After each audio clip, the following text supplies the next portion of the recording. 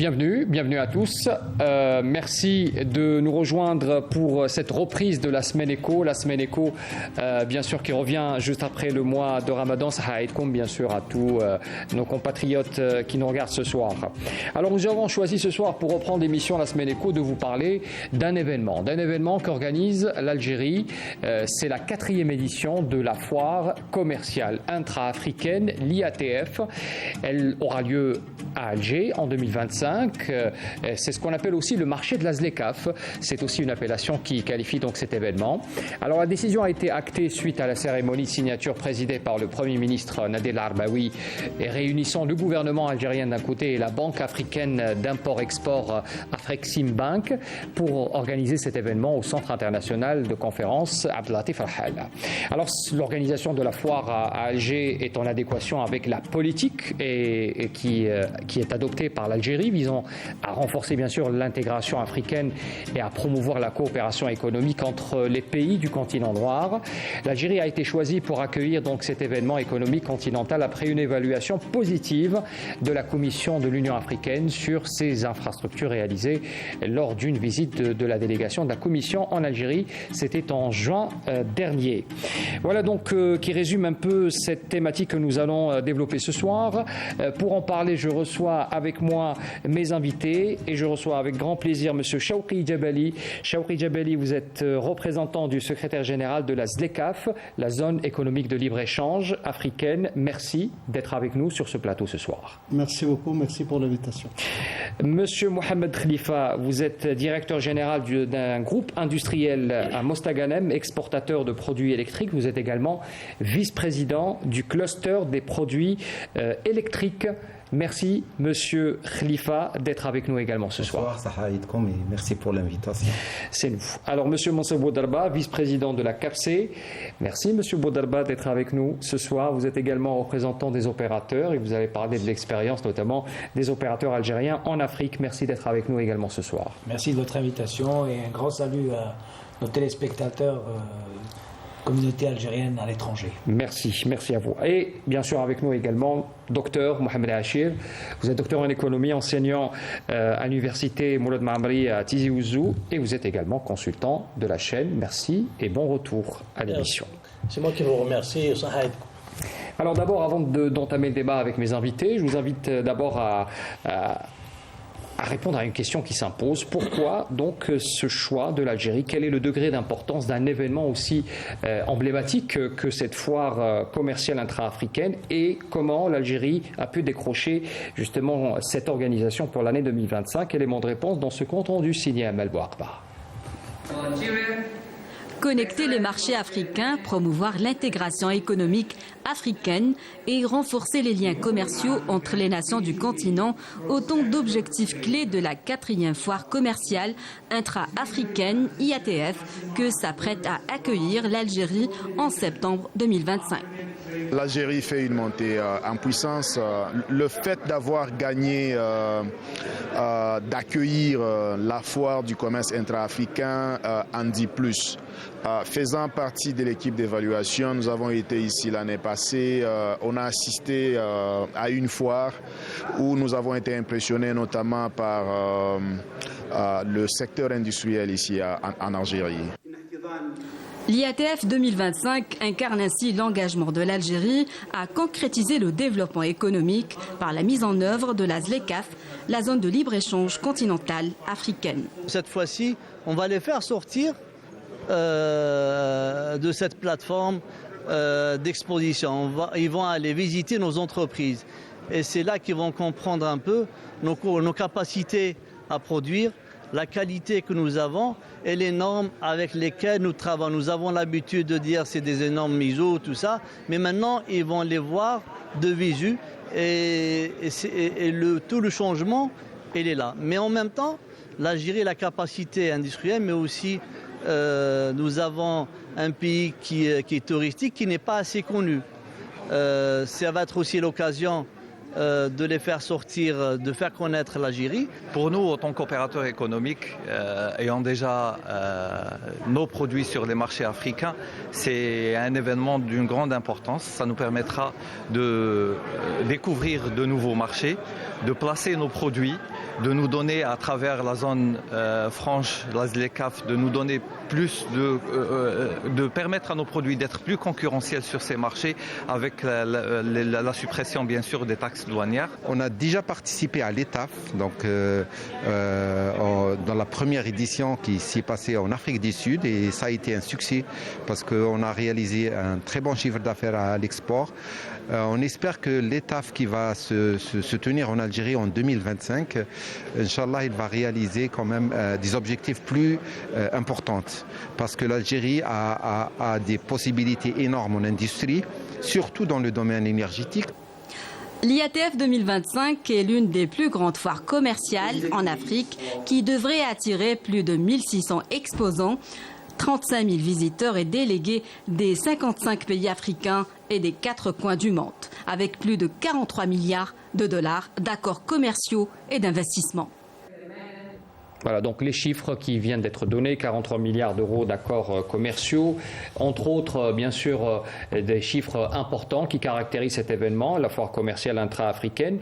Quelle est la particularité de cet événement? Je vous pose la question d'abord à vous, M. Chokri Djebeli, vous représentez la ZLECAf. On parle aussi de cet événement comme le marché de la ZLECAf. Qu'est-ce qu'il représente au niveau du continent africain? Merci beaucoup encore une fois pour l'invitation. C'est un vrai plaisir d'être parmi vous aujourd'hui. En fait, comme vous savez, la ZLECAf a été négociée sur le plan juridique avec la participation de tous les pays africains. Et puis, quand il s'agit de mettre en application l'accord, c'est le secteur privé, après tout, qui va bénéficier de cet accord-là. Et donc, l'IATF, qui est la foire commerciale interafricaine, c'est un instrument opérationnel de mise en place de la ZLECAf sur le terrain. Et donc, le secrétariat de la ZLECAf, en collaboration avec ses partenaires, et notamment l'Afriximbank, la Banque africaine d'import-export, donc, on a développé cette plateforme qui sert d'enceinte pour les opérateurs économiques africains de se connecter et non pas uniquement des connexions, disons, B2B ou bien B2J, mais il y a aussi la possibilité de recevoir des informations sur les préférences que procure ce nouvel accord pour les opérateurs économiques. Mais en fin de compte, c'est un outil opérationnel d'implémentation de l'accord mis à la disposition des opérateurs économiques pour comprendre l'accord et pour pouvoir nouer des relations entre eux pour bénéficier de l'accord. C'est ça. Donc c'est ça. Ça c'est l'esprit donc de la foire. Justement, vous avez à côté de vous, Monsieur Mohamed Khalifa, vous avez déjà participé à une édition précédente, pas celle de l'année dernière, mais celle d'avant. Quel est votre ressenti par rapport à un événement comme l'IATF? C'est une foire où j'imagine que vous avez croisé beaucoup d'opérateurs. Quelle a été votre impression et quelle est justement votre impression par rapport au fait qu'elle vienne en Algérie et qu'elle soit organisée chez nous, ici? Voilà, on peut se poser la question. Beaucoup de gens maintenant disent IATF, c'est quoi? Ça représente quoi? Pourquoi cet événement? Pourquoi le Premier ministre? Pourquoi? Parce que c'est une foire, on dit c'est une foire. Signature d'une foire. Mais si on regarde bien l'importance de ce marché, parce que c'est un marché, en fin de compte, c'est des milliers d'entreprises, c'est des centaines de milliers de clients qui vont venir africains, et c'est, vous voulez, un endroit qui a été bien pensé pour, si vous voulez, réunir les opérateurs économiques, les industriels et tout le monde dans un seul endroit, et pour, si vous voulez, échanger pour le développement de l'Afrique. Parce que ça, d'habitude, avant, les gens partis, les Africains se rencontraient dans les foires en Chine, ou bien dans les foires en Europe, ou bien aux États-Unis. Mais ça. C'est-à-dire qu'on se rencontrait dans des foires délocalisées. C'est-à-dire on se rencontrait entre Africains ailleurs. Mais là, c'est un objectif qui est. Moi, je félicite les organisateurs et les gens qui ont pensé à ça, parce qu'ils ont vraiment donné un esprit, comme a dit notre Monsieur Djebeli, oui. C'est-à-dire qu'il y a un esprit vraiment de développement africain. Donc on est africain, on s'entraide, on développe l'Afrique ensemble. Et on a les potentialités de développer l'Afrique. Ça c'est très très important. Et puis quand on regarde l'Afrique, c'est le seul continent qui peut développer un taux de croissance réel, très important, parce que l'Afrique, rien n'a été fait. Moi, je vais parler surtout du côté énergétique, parce que c'est mon domaine. Vous savez qu'en Afrique, 80% des pays africains, des Africains ne sont pas électrifiés. N'ont pas accès à l'énergie, au réseau d'électrification. On ne parle pas de l'industrie et tout. Et donc, si vous voulez, ça, c'est un grand potentiel. Oui. Soit que les Africains prennent ça en main et répondent à ce besoin, soit que les autres vont venir et prendre ça et on va être toujours asservis. Mais justement, si vous me permettez, je reviens sur ma question, sur votre participation à l'IATF. C'était en Afrique du Sud. En Afrique du Sud. Voilà, et donc, vous avez réussi, genre, à signer peut-être des accords commerciaux, à concrétiser justement des échanges. C'était la première fois où il y avait une foire africaine, donc où on rencontrait surtout que des Africains en fin de compte, il n'y avait pas d'autres firmes étrangères et tout. Et là, on a été agréablement surpris de trouver quand même qu'il y a un grand potentiel.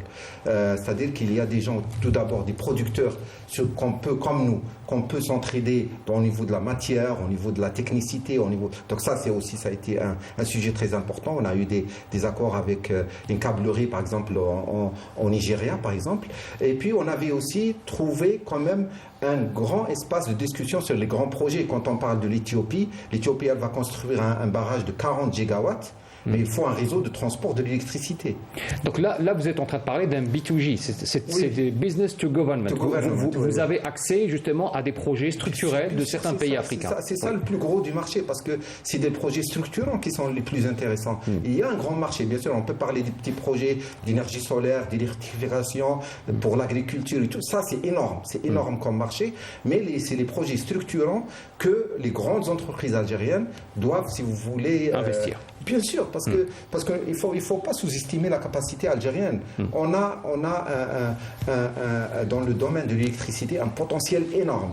Sonagaz, qui est notre champion en fin de compte, parce qu'elle a électrifié l'Algérie avec un grand potentiel. Donc ce champion-là, il peut partir avec tous les gens qui ont participer à l'électrification de l'Algérie pour électrifier l'Afrique. Et là, c'est ça le challenge. Mais parce que à ce niveau-là, moi je pense que ce que doit faire l'Algérie pour 2025, il faut prendre les grands challenges et investir dedans. Ça ne sert à rien pour faire la différence. Monsieur Moussa Boudelba, vous êtes également vice-président de la CAPC. On imagine bien que vous avez déjà un retour d'expérience par rapport à ce genre d'événements continentaux, donc comme l'IATF.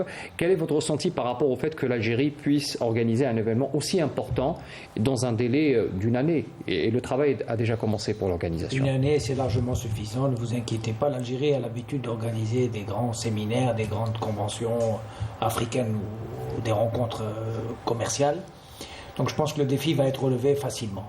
Là, ce qui nous intéresse en tant que confédération patronale, c'est le résultat de tout ça. Donc là, ce qu'a dit M. Khalifa et M. Chaouki, c'est très intéressant parce que nous assistons à une intégration de l'économie africaine.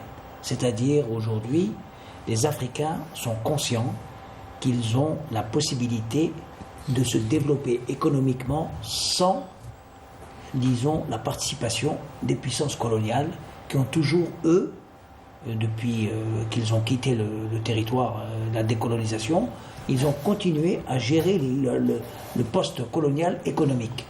Le néocolonial, ce qu'on appelle. Le poste, ou néocolonial, comme vous voulez l'appeler. Donc ce qui est important, c'est une identification des potentialités que regorge le continent africain.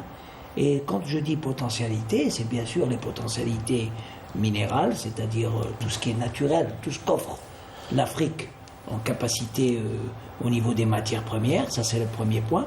Le deuxième point, c'est quand même aujourd'hui, les Africains ont aussi un know-how. Donc on retrouve, disons, la formation et l'intelligence universitaire des Africains dans le monde entier.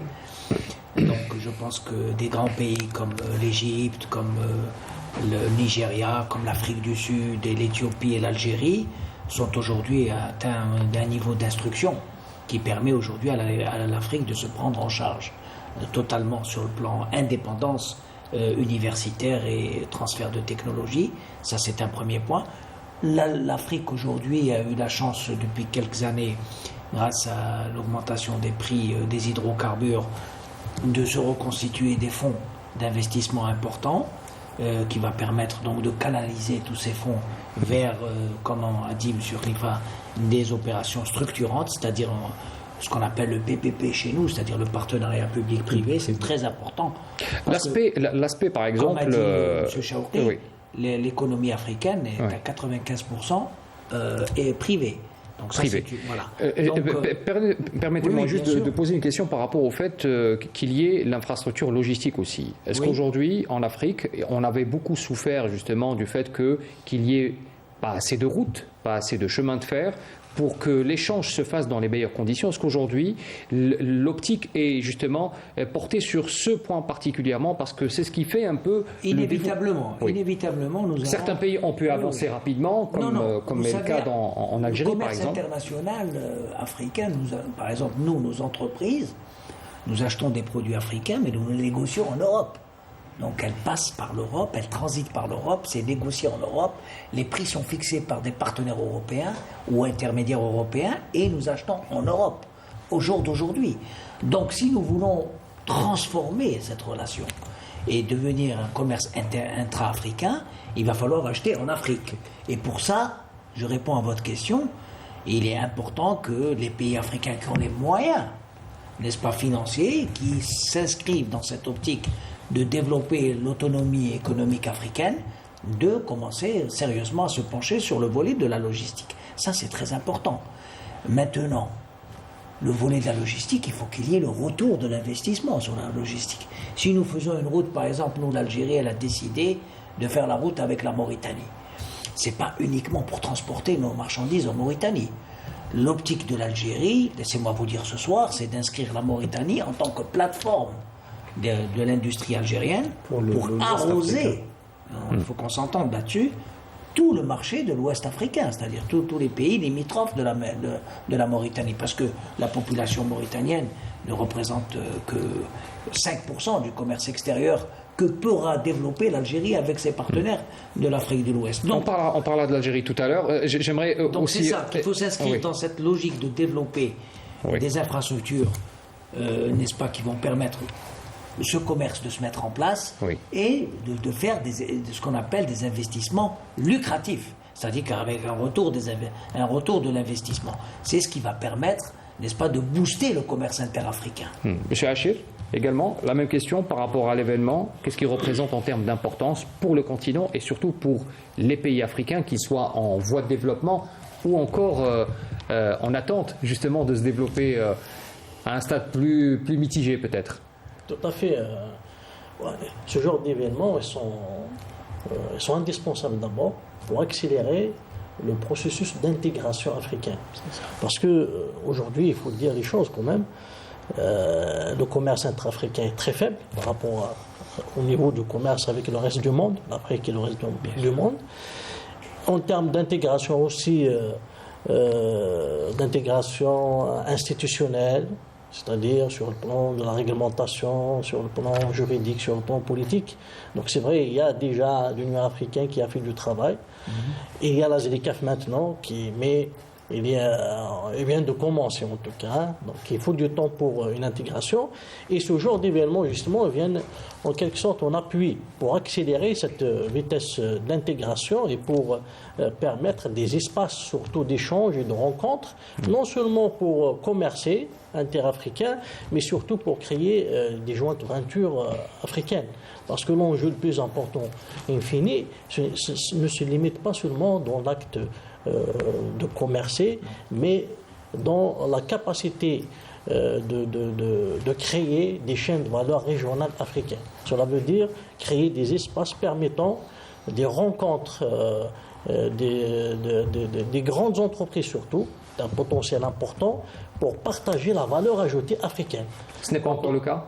Ce n'est pas encore le cas, il faut le dire. Donc, déjà, l'Afrique n'a pas su en profiter de la mondialisation. C'est-à-dire l'intégration africaine dans la mondialisation n'est pas vraiment... si je vous donne un chiffre de commerce extérieur, enfin, la part de l'Afrique dans le commerce international, c'est 3% peut-être, 2 à 3%. Donc, malheureusement, l'Afrique n'a pas su. Pourquoi ? Parce que certains mêmes économistes parlent de l'Afrique au pluriel. C'est-à-dire les Afriques. Pourquoi les Afriques? Les Afriques parce qu'il y a plusieurs logiques. Il y a plusieurs communautés. La CEDEAO, communauté d'Afrique australe, communauté d'Afrique centrale, etc. Il y a plusieurs. Et maintenant, justement, c'est ça l'enjeu de la ZLECAf. Créer un grand marché, pour quand même, surtout pour un marché potentiel, c'est-à-dire en termes démographiques, c'est un marché potentiel. Et puis, tous les pays ont des frontières. C'est déjà un avantage aussi. Maintenant, bien sûr, la logistique doit quand même accompagner, doit suivre. Mais en termes d'évaluation de la capacité actuelle d'intégration, il y a une capacité très faible, même si dans certaines communautés régionales créées, il y a quand même une avancée. Mais maintenant, il faut voir comment créer vraiment un marché d'intégration pour tous les pays africains et surtout, j'ai dit, ne pas se limiter au commerce, mais aller vers la création des chaînes de valeur régionales.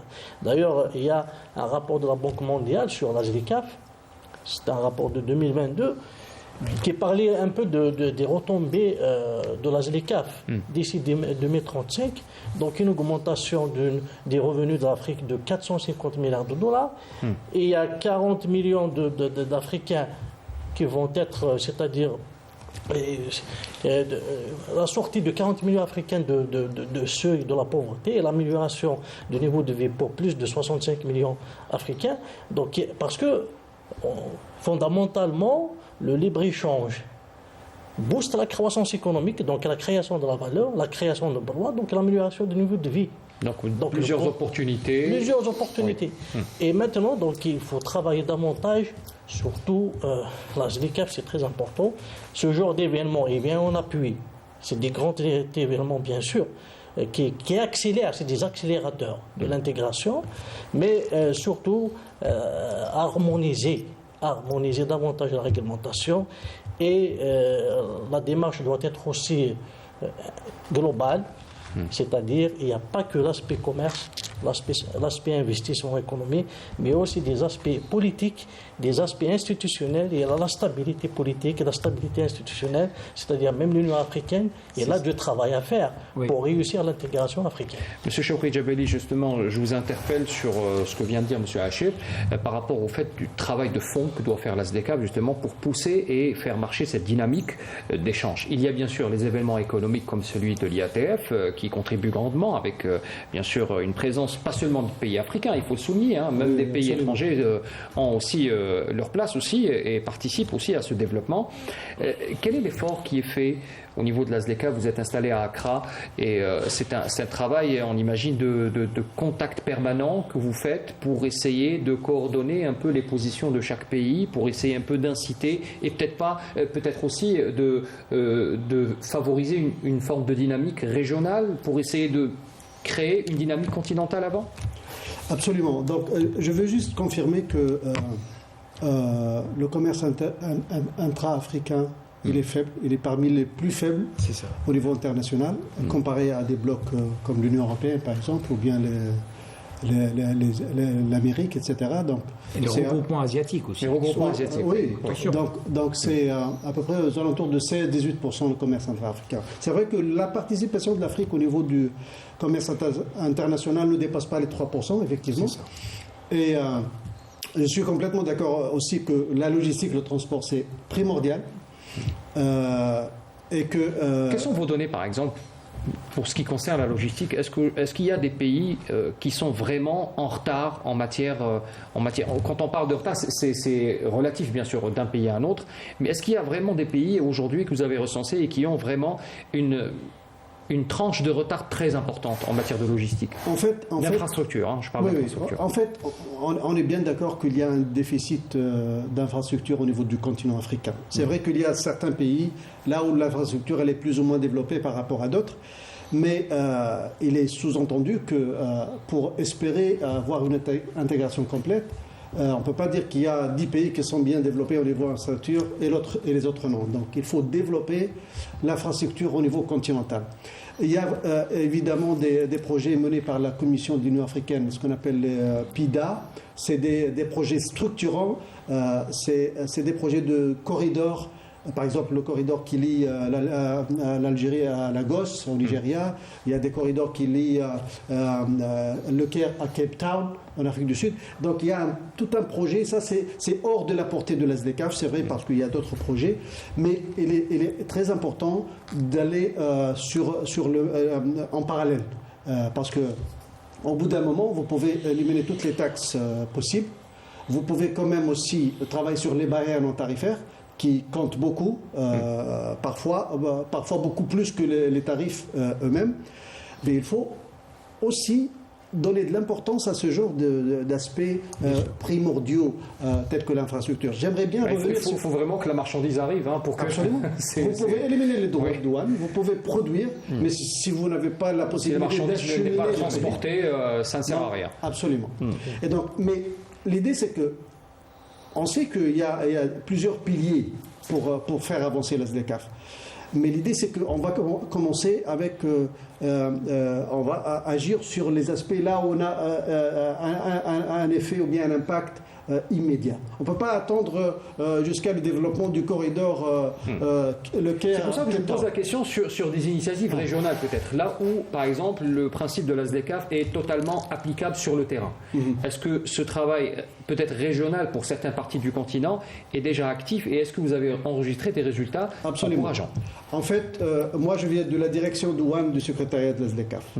Et on a fait des visites à pas mal de 5 corridors, on appelle les corridors ou bien les postes frontaliers entre les pays, dans plusieurs régions de l'Afrique, notamment, y compris l'Algérie. On était ici au mois d'août dernier, on est arrivé en Tunisie, on a passé jusqu'au sud par voiture pour évaluer l'état des routes, des postes frontalières. Et on est passé de la frontière Tunisie-Libye à la frontière Tunisie-Algérie. Et on entrait directement par voie routière pour essayer d'évaluer un tout petit peu l'état des routes, mais aussi on a visité les douanes, toutes les structures concernées, les ports. Vous avez emprunté le circuit que emprunterait n'importe quel transporteur. Absolument. Et l'idée, c'était d'évaluer un tout petit peu l'état de ces pays, leur état de préparation, parce qu'effectivement, c'est vraiment la base du commerce, c'est l'infrastructure de transport et routière. Et donc, au bout du compte, les résultats, c'est que au niveau de l'Afrique du Nord, notamment l'Algérie, la Tunisie, c'est plus ou moins développé par rapport à d'autres régions, évidemment. Mais encore une fois, on ne peut pas continuer à travailler entre deux pays comme ça. La SDCAF, c'est le continent africain. Et il faut développer tous les corridors. Je finirai avec un aspect assez important qu'a mentionné monsieur. Oui, c'est l'investissement. En fait, la SDCAF, vous êtes au courant, je suppose que la SDCAF n'est pas uniquement un accord commercial classique, traditionnel. Il y a l'investissement, la propriété intellectuelle, la concurrence. Et tout récemment, on a conclu un accord très important sur le commerce numérique et sur les femmes et les jeunes dans le commerce. En Afrique, on compte beaucoup d'entreprises, des petites entreprises gérées par des femmes et des jeunes. Et on ne trouve pas ailleurs des accords pareils qui traitent des flexibilités, disons, exclusives pour les jeunes et les femmes dans un accord commercial. C'est vraiment quelque chose d'innovant qui va permettre aux jeunes africains et aux femmes africaines de se développer et d'intégrer ce processus ambitieux qui est la SDCAF. Très bien. Monsieur Khalifa, vous êtes opérateur, vous exportez déjà sur le continent africain. Racontez-nous votre expérience justement sur l'opération d'export. Comment cela se passe? Est-ce que c'est facile? Est-ce qu'il y a des difficultés? Est-ce que le travail de la SDCAF, est-ce que vous le voyez sur le terrain? Vous avez eu des facilités à faire sortir votre marchandise en direction du pays avec lequel vous commercez? Oui, c'est-à-dire quand même on a assez d'expérience. Au début c'était difficile. Maintenant, de plus en plus, ça s'améliore. Si on peut juste donner un éclaircissement, vous exportez depuis quelle année? Depuis notre création, donc depuis 2007, on a commencé à exporter des petites quantités, puis en fonction de l'augmentation de nos productions, aussi de notre expertise aussi, parce que exporter, c'est pas uniquement envoyer de la marchandise, ça c'est tout un métier, et c'est pas uniquement le transport, c'est pas uniquement la route, c'est toute une logistique aussi, donc c'est tout un monde, et donc l'Afrique a ses spécificités, en fin de compte, on est africain aussi, l'Algérie aussi, elle a passé aussi par des étapes, il faut pas se dire qu'on est différent des autres, mais quand même nous, alhamdoulilah, ces dernières années, quand même, les choses ont nettement amélioré. Dans le temps, il fallait une autorisation pour exporter. Par exemple, maintenant c'est complètement différent. C'est libéré. Oui, maintenant on peut quand même travailler à l'aise. Maintenant, quand on vient en Afrique, c'est aussi, vous savez, il y a une grande résistance. Tout ce qu'on est en train de dire, la ZLECAf, parce que c'est comme si l'Afrique veut se libérer. Et il y a beaucoup d'intérêts internationaux en Afrique. On ne va pas vous laisser facilement transformer et fermer, parce que maintenant, ils gagnent beaucoup. Il y a beaucoup d'investissements en Afrique. La Chine, elle a pratiquement investi plus que 70 milliards de dollars. Les États-Unis, plus que 30 milliards de dollars. Mais c'est uniquement pour prendre les matières premières. Pour eux, l'Afrique, c'est de l'énergie, c'est de la matière première. Et eux, ils vont faire la valeur ajoutée, et puis ils vont envoyer ça c'est tout le problème, c'est essayer d'inverser un peu la tendance. Bien sûr, pour changer ça ne va pas être facile, je vous dis. Mais notre expérience, elle est positive. Pourquoi ? Parce que tout d'abord, on a appris à commercer avec les Africains, avec nos frères, en fin de compte. On a compris à peu près quels sont leurs systèmes. On a essayé d'être, si vous voulez, présent localement dans ces marchés-là. Il y a quand même un échange culturel aussi. Oui, là, côté culturel. Pour pouvoir commercer, c'est aussi comprendre l'autre. Il faut parler de plusieurs Algéries, comme il a dit, de plusieurs Afriques. Là, bien sûr, parce que l'Algérie, quand on est à Ringzem, on est au Niger. Oui, on n'a pas de barrière. C'est ça le truc. Un Chinois, quand il vient en Afrique, c'est pas comme un Algérien quand il est en Afrique. C'est pas. Culturellement, on est la même chose. Donc on sait comment, si vous voulez, parler avec eux, on sait comment faire et tout. Il y a une résistance, bien sûr, parce qu'il y a des intérêts là où on va. Mais si vous voulez, moi je pense que pour développer le continent africain, moi je veux dire exporter du développement, pas de la matière. De développement. C'est-à-dire, on peut exporter le développement, c'est-à-dire, il faut partir toujours par des investissements. Parce que ça ne sert à rien de faire des opérations spot. Nous, on vend du câble, on vend des produits, mais notre objectif, on a été approché par pas mal de pays pour créer des usines sur place, pour essayer de produire sur place. Des chaînes de valeur. Bien sûr, c'est ça, parce que eux, ils ont la matière première. Il faut que l'Algérie doit avoir cette stratégie. On était toujours, par exemple, un pays où il y avait de la révolution. L'Algérie, elle a toujours cet esprit de libérer les gens. Il faut libérer les gens aussi économiquement. Bien sûr. Oui. Et moi, je pense que l'Algérie doit avoir ce genre de stratégie. Est-ce que vous avez été approché, vous, personnellement, en tant que premier responsable de ce groupe, justement, de produits électriques, est-ce que vous avez été approché, justement, pour investir, pour être dans cette logique d'investir dans un territoire, dans un pays africain? Bien sûr. On a eu beaucoup de délégations. À Mostaganem, on a toujours des délégations africaines qui viennent et tout. Et toujours la question qu'on se posait, ils viennent, ils visitent, ils vont voir nos infrastructures, ils vont voir notre expérience, parce que nous aussi, on est parti de zéro et on s'est construit. Vous avez appris vous-même. Voilà, bien sûr. Et donc, oui, personne ne va vous donner gratuitement quelque chose. Croyez-moi. Donc, si vous voulez réussir, c'est clair. Parce que nous, on a commencé à produire, on a fermé l'importation à des gens qui exportaient vers l'Algérie. Donc, qui importaient, vous dire. Qui importaient, oui, des pays qui exportaient vers l'Algérie. Et donc, ça, je pense que ça ne leur a pas fait plaisir quand même. Et donc, nous, on veut aller vers la même dynamique. Pourquoi ? Parce que l'Algérie a ce potentiel, tout d'abord. Vous savez, l'Algérie, c'est le cœur de l'Afrique pour le développement. Et l'Algérie doit penser à développer l'Afrique, si vous voulez, par ses propres capacités. Nous, on est un hub énergétique, qu'on veuille ou pas. C'est-à-dire l'Algérie, et l'énergie, si vous voulez, c'est la base du développement. Et donc nous, on est un pays gazier, donc on peut aller avec nos gazoducs vers l'Afrique. Donc là, le gazoduc Nigeria-Algérie, moi je pense que c'est primordial, parce que c'est pratiquement 700 millions de personnes qu'on va développer en fin de compte, parce que c'est l'énergie la base de développement. Et on doit aller avec notre chemin de fer, on doit aller avec notre câble électrique. Le chemin de fer, justement, c'est très important. on n'en parle pas beaucoup du chemin de fer, alors que c'est un moyen de transport de marchandises qui a des potentialités énormes. Oui, l'Algérie a les capacités. Moi, je vais vous dire une expérience qu'on est en train de vivre maintenant. Nous, on avait un groupe américain qui voulait soumissionner dans le fameux projet du chemin de fer algérien. D'accord. Il est venu, ils ont contacté la SNTF. Ils ont regardé le potentiel de la SNTF et le potentiel humain et le potentiel des moyens qu'ils ont. Maintenant, ils ont pris un projet en Angola. Ils ont signé un protocole d'accord pour que la SNTF va avec ce groupe américain pour faire le chemin de fer en Angola. Donc l'expertise algérienne est totalement... Monsieur Bourdalba, j'aimerais vous écouter aussi sur cette Ce que dit M. Khalifa, c'est tout à fait vrai. Nous sommes allés plusieurs fois en Afrique et il y a véritablement un intérêt pour que nos entreprises s'installent dans ces marchés.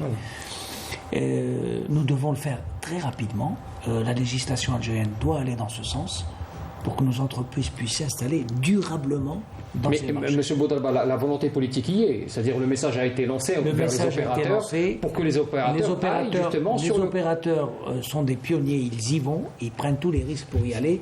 M. Khalifa est là pour le confirmer. Nous sommes allés, nous avons vu. Nos produits aujourd'hui, sur le plan industriel, je parle sous le contrôle du surplus industriel. Quel est l'obstacle?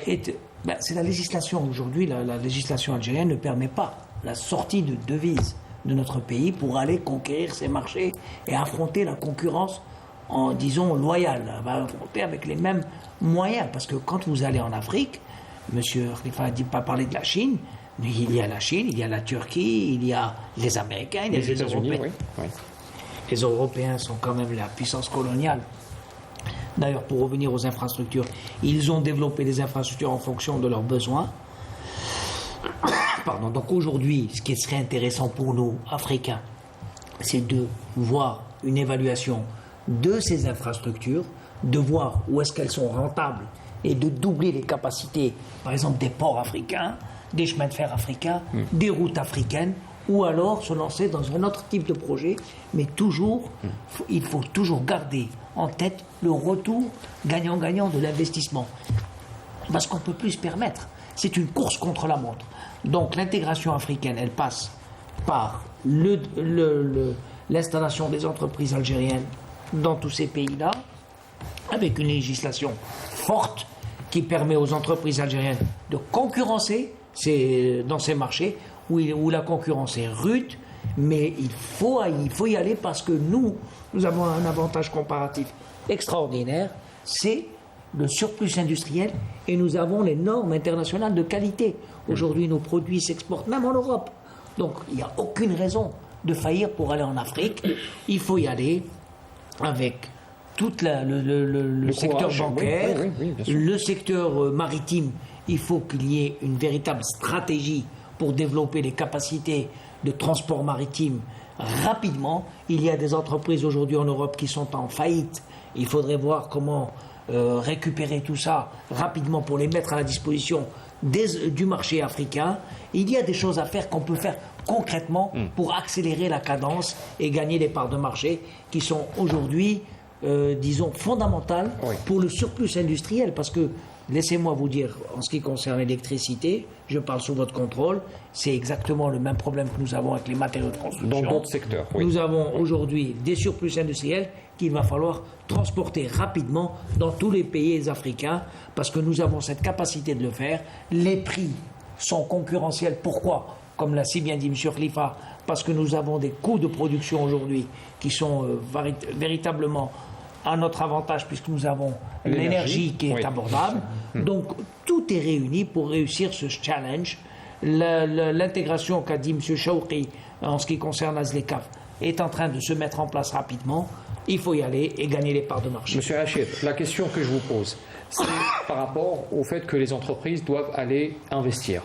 Comme l'a si bien dit M. Khalifa, aujourd'hui, il ne s'agit pas seulement de commercer, mais il s'agit aussi de développer et aller s'implanter dans d'autres pays en Afrique. Vous en pensez quoi ?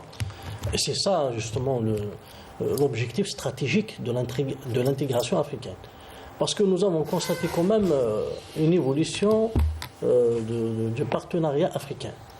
Donc on peut dire avant les années 2000, c'était un partenariat majoritairement orienté vers le nord. C'est le partenariat sud-nord. c'est-à-dire avec les anciennes colonies surtout. À partir des années 2000, l'Afrique quand même a basculé vers un partenariat sud-sud, surtout avec les pays émergents, la Chine notamment, une présence importante des pays émergents, l'Inde, la Chine, le Brésil, enfin. C'est des BRICS déjà qui sont majoritairement. Et la Chine a détrôné tout le monde depuis les années 2000. Maintenant, justement, l'enjeu, c'est d'y aller donc du nord-sud au sud-sud, il faut y aller vers Afrique-Afrique. Voilà l'enjeu. Donc, Afrique-Afrique, donc basculer vers Afrique-Afrique, ça demande bien sûr d'intensifier l'investissement interafricain. Et comment l'intensifie surtout? Donc, bien sûr, des mécanismes comme le NEPAD pour mettre en place des infrastructures pour aider le développement justement de l'Afrique, mettre à niveau l'Afrique, des mécanismes comme la ZLECAf, et puis y aller vers cette harmonisation rapide de la réglementation, vers surtout l'harmonisation des systèmes financiers. On a parlé tout à l'heure d'un système monétaire africain, par exemple, qui va intégrer les systèmes des banques centrales, parce qu'il y a des flux financiers qu'il faut faciliter. Donc il y a aussi tous les aspects qui sont liés aux normes, produire des normes africaines. Pourquoi il y a des normes non tarifaires, ou bien des barrières non tarifaires qui sont appliquées par surtout les Occidentaux à l'égard du produit africain? Parce qu'on n'a pas su construire nos propres normes. On pourrait proposer de créer des normes propres à notre continent. Tout à fait, créer des marchés de matières premières africaines. Et parce que maintenant, pourquoi, même quand on revient aux 3% de la part de l'Afrique dans le commerce extérieur, international, oui. Pourquoi? Parce que l'Afrique a été condamnée dans l'ancienne division internationale du travail d'exporter des matières premières moins valorisées. C'est pour cette raison, d'ailleurs, le président de la République, la dernière fois, a demandé à ce que les matières premières, les produits miniers soient transformés, parce que c'est ça la valeur ajoutée. Donc, si on crée, la matière première africaine doit profiter aux Africains en termes de produits finis, parce que c'est le produit fini qui crée un écosystème, qui crée l'emploi, qui crée des chaînes de valeur. Et l'exemple qu'il vient de donner, il y aller vers carrément des champions africains qui vont travailler ensemble pour développer des chaînes de valeur régionales africaines. C'est ça qui va créer un véritable... Donc les chaînes de valeur, je l'entends, régionales doivent être mises en avant et développées de manière efficace. Tout à fait. Et là, donc, on aura besoin, bien sûr, des fonds d'investissement africains. Des fonds d'investissement africains. Et les avantages comparatifs, ils sont énormes.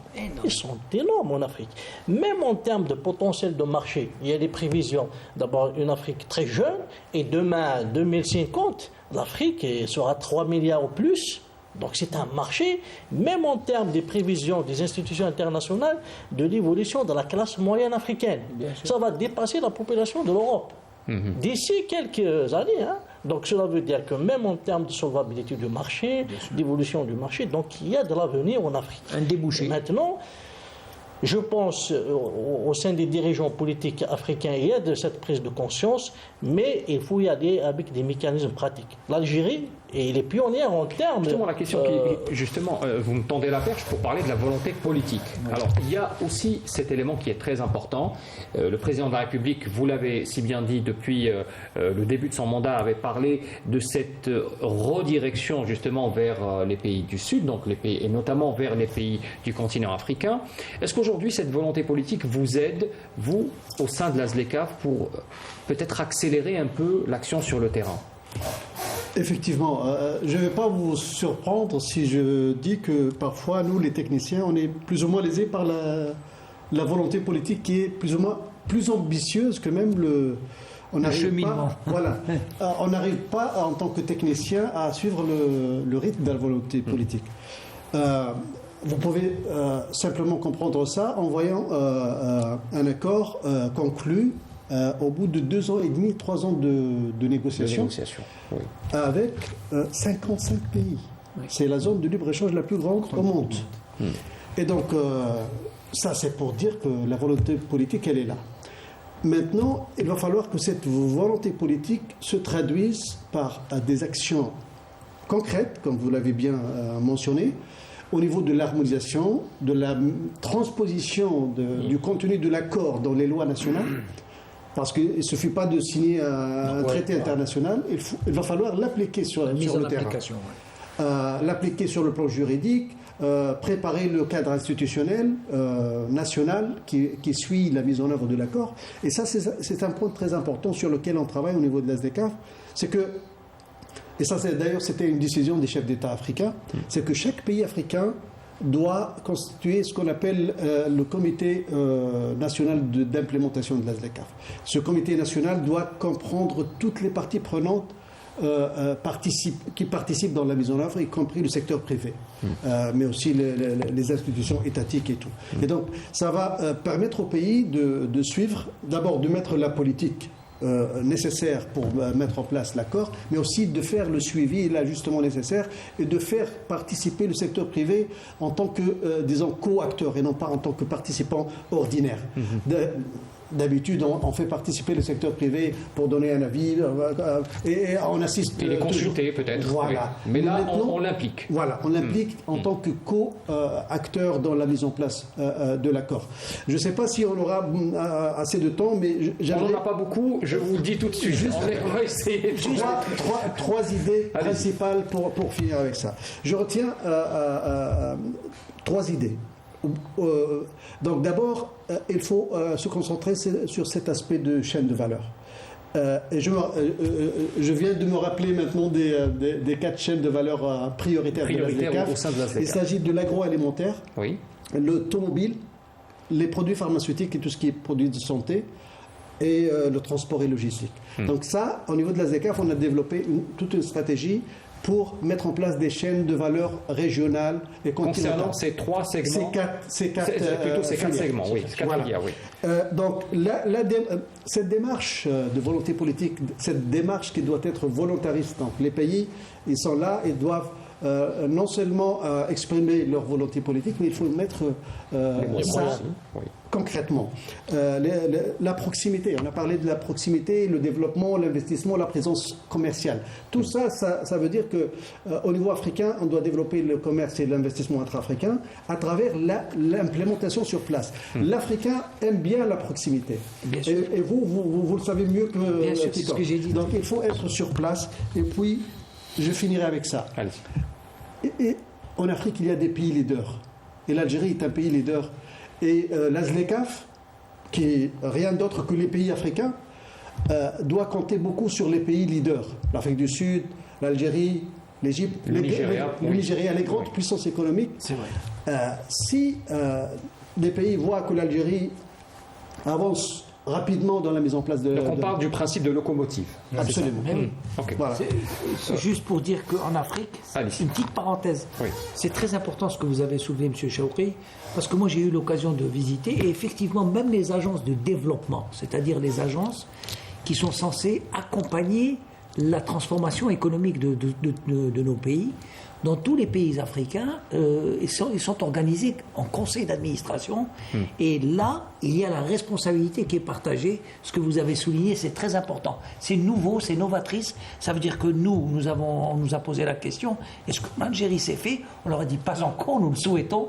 Je profite juste pour fermer la parenthèse. Effectivement, en Côte d'Ivoire, par exemple, je vous donne cet exemple que j'ai vécu, les organisations patronales sont dans le conseil d'administration de toutes les agences de l'État qui sont censées booster le développement du pays et participent. Nous avons déjà cette configuration en Algérie. Nous avons des organisations patronales qui sont associées de manière effective dans la consultation, pas dans la décision. Dans la consultation, oui. C'est déjà avec une force de proposition. Oui, absolument, absolument. Mais nous souhaitons que ça aille un peu plus loin, parce que la décision, laissez-moi vous dire, elle est importante, comme a dit M.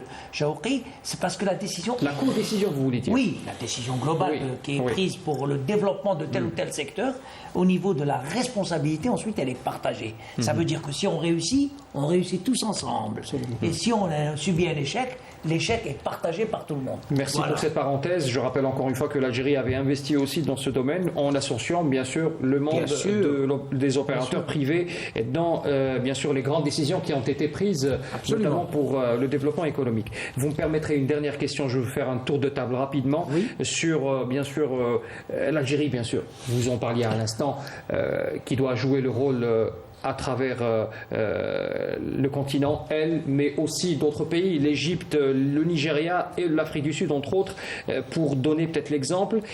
l'Algérie peut aller encore plus loin et elle est allée encore plus loin avec bien sûr cette démarche de créer des zones franches avec les pays immédiat, c'est-à-dire de son pourtour frontalier, 5 pays frontaliers, entre autres donc la Mauritanie, la Tunisie, la Libye, le Mali et le Niger. Le président Tebboune l'avait annoncé à l'occasion de la 41e réunion du NEPAD il y a quelques mois. Est-ce qu'aujourd'hui, la ZLECAf, je sais que ce n'est pas vraiment Yannick le domaine de compétence, parce que la zone franche n'est pas forcément compatible avec ce que propose la ZLECAf. Aujourd'hui, les zones franches représentent peut-être un levier qui pourra aider justement les pays à adhérer à cette démarche de régionale et par la suite continentale. Oui, absolument. En fait, on en a discuté tout à l'heure avant le direct, c'est que les zones franches, c'est des zones qui sont généralement construites dans des zones frontalières. Leur objectif, disons, primordial, c'est d'essayer de développer ces zones généralement défavorisées, là où il y a beaucoup de commerce informel. L'objectif, c'est de faciliter, disons, de les canaliser, de les rendre beaucoup plus, donc de les orienter vers le canal officiel. Et ce qu'on a fait au niveau de la ZLECAf, c'est qu'on a reconnu la possibilité de véhiculer les produits des zones franches dans les marchés de la ZLECAf, comme s'il était des produits venant d'un pays normal. C'est-à-dire, on va les faire bénéficier des avantages qu'on va donner à tout produit provenant d'une zone hors de la zone franche. À moins que, bien évidemment, à moins que ces produits répondent aux critères d'origine des pays africains. Monsieur Khalifa, également, je vous pose la question par rapport aux zones franches. Est-ce que vous en bénéficiez aussi ? C'est un autre système qui peut aider un peu au développement des opérateurs dont vous faites partie. Oui, bien sûr. Ça peut aider énormément, c'est-à-dire pour développer, parce que moi, je salue toutes les décisions que M. le Président de la République a prises, parce qu'avant, on ne parlait pas Afrique, on ne parlait pas faire des routes, on ne parlait pas de faire des zones franches, on ne parlait pas d'ouvrir des banques à l'étranger, on parlait de banques. Il y a une dynamique, et cette dynamique, nous ne pouvons qu'adhérer. Et ça nous donne aussi des grandes possibilités de nous développer aussi, de développer nos marchés. Et donc, ces zones franches, pour nous, déjà, par leur présence, nous permettent quand même de résoudre beaucoup de problèmes pour accéder, parce que maintenant, si on va à la Mauritanie, ça veut dire qu'on est dans l'Ouest africain. Ça veut dire qu'on va commencer à penser autrement. Et donc, il y a aussi une décision qui est très importante que le président a prise, c'est le 1 milliard de dollars, c'est-à-dire d'aide pour les Africains. Et ça, c'est un grand levier qu'on peut utiliser pour développer. Parce que cet argent, on peut les donner comme, je ne sais pas, produit alimentaire, mais ça ne sert à rien de le donner comme produit alimentaire. On pourra le donner sous forme de projet pour développer. Bien sûr. Oui. Parce que l'Algérie a des capacités. Vous savez, on est l'unique pays qui a un surplus de production énergétique en électricité. On produit pratiquement 10 gigawatts de plus. C'est-à-dire un autre pays, s'il veut faire 10 gigawatts, il a besoin de 10 ans, il a besoin de 10 milliards de dollars. Et ça, c'est très important. Donc ça, il faut tirer profit donc, de ce surplus. Et puis, on a le grand potentiel des compétences algériennes, parce qu'il faut comprendre ça. Moi, je pense que ça, c'est notre première richesse.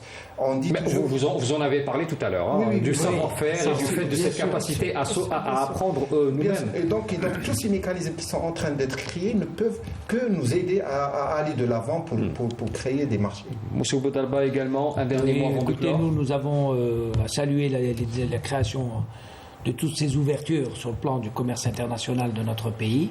Ça va permettre à l'Algérie de passer d'une économie rentière à une économie de performance. Ça va booster aussi nos exportations.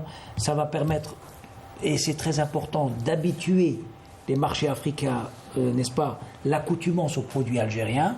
Donc c'est créer cette habitude pour que les acheteurs et les clients africains reviennent vers nos industries et nos produits. C'est très important, comme l'a souligné M. Khalifa. Donc tout ça fait partie, n'est-ce pas, d'une politique, ce qu'on appelle une stratégie globale de l'export, Je pense qu'on peut aller un peu plus vite, si vous permettez ce soir. Il y a des étapes qu'on devrait un petit peu brûler, parce que le temps, c'est de l'argent. Je pense que le surplus industriel et la qualité de nos produits nous donnent une grande satisfaction. Allons-y avec force, détermination, courage et main dans la main. Toutes les institutions de l'État algérien doivent faire confiance aux industriels algériens. Nous pouvons relever le défi, mais simplement nous devons le relever ensemble. Merci. Monsieur Hachir, un dernier mot. Soyons brefs. Je voudrais juste dire que l'Algérie a été toujours très fortement engagée dans cette coopération africaine, dans l'intégration africaine, que ce soit les zones franches ou bien les zones économiques spéciales, parce que ces zones-là, c'est pas seulement le commerce, c'est aussi une mission de développement, effectivement, surtout comme il a dit M. Chaukri. Et il y a aussi, il ne faut pas oublier que l'Algérie aussi, elle a formé beaucoup d'Africains. Bien sûr. Donc ça, c'est aussi, ça fait partie, parce que la formation, effectivement, c'est le capital humain, c'est fondamental.